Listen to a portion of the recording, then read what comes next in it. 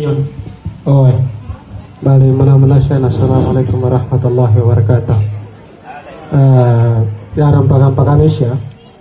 Na katsukul sa Allah Ta'ala ka mga pagarito niya sa kakayo.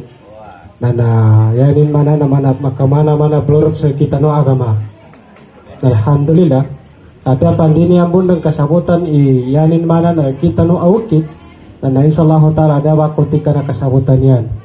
Okay. Bali, di mo magi kapag hijau. Kagina niya sa kakayo. Christian. Yan mana na. Yan namin pagkedya siya pa witness. Ang ina nakambalik Islamin niya ba? Alhamdulillah. Ustad. Na ada problema. Okay. Sansay ka. Okay. A'udzubillahi minasyaitonirrajim. A'udzubillahi minasyaitonirrajim. Bismillahirrahmanirrahim. Assalamualaikum warahmatullahi wabarakatuh.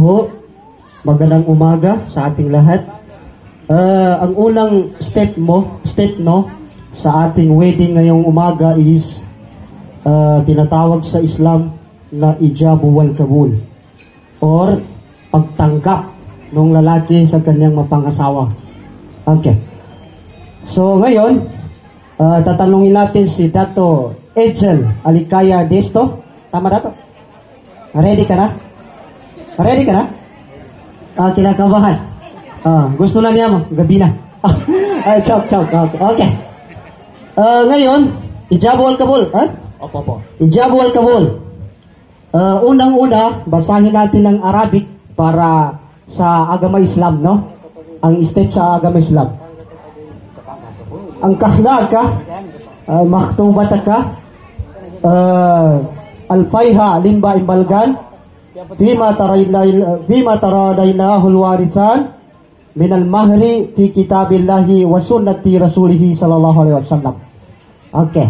Yun po ang tinatawag na ijabu wal kabul sa kitab o pagtanggap ng lalaki sa kanyang mapangasawang babae. Okay. So ngayon, hindi naman tayo Arabo. Kailangan natin ng Tagalog para maintindihan ng ating mga mahal na kapatid na Christian sa ating mga Muslim din. Okay. Ready ka na rato? Okay. Bali, pito ato rato. Tuwa, okay dito? Wala nang hadlang? Baka may hadlang pa, may kulang, ha? Bago kami magtanong kay Dato Edsel, kailangan wala nang hadlang?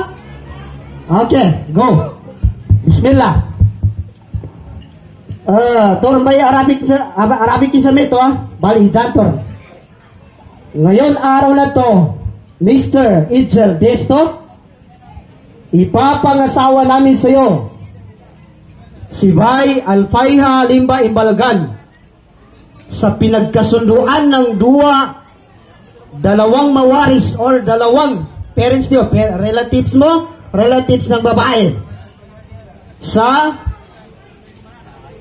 paraan ng pagkasal sa Islam. Ngayon, tinatanggap mo ba si Al-Fayha Imbalgan bilang mapangasawa mo? Opo. Okay, alhamdulillah. Wait, malulay mo na? Mahina? Okay. Kailangan sa Islam is hanggang 3. So, isa na, may isa na. Okay, ngayon, tinatanggap mo ba na maging asawa mo si Al-Fayha Limba Imbalgan? Opo. Okay, alhamdulillah. Ha? Okay. Yun, Tagalog dalawa. Bali, magandang ni Salo. Ara na di magkasama sa mga ginano. Tagalog. Okay. Saguna rato. Lana. Gatarima ng ka. Akayuma ng ka. Si Al-Fayha Limba Imbalgan. Ganat sa dunya taman sa akirat. Uway. Allahu Akbar. Barakallahu fi. Okay. Naturba sa metwaso. Ijabu al kabul. Ustazan? Alhamdulillah. Pitas kerma pa. Na pwede ka naman kupurato. Okay, kahit na hawakan mo na si Bay, halal na sa'yo. Halal na sa'yo kasi nakasal na kayo. So ngayon, ang susunod is khutbatun nikah or mga advice para sa kanila. Okay. sir, para sa advice, si Ustaz Fahad ang magkada. Oh, okay na, magkataringatan. Okay.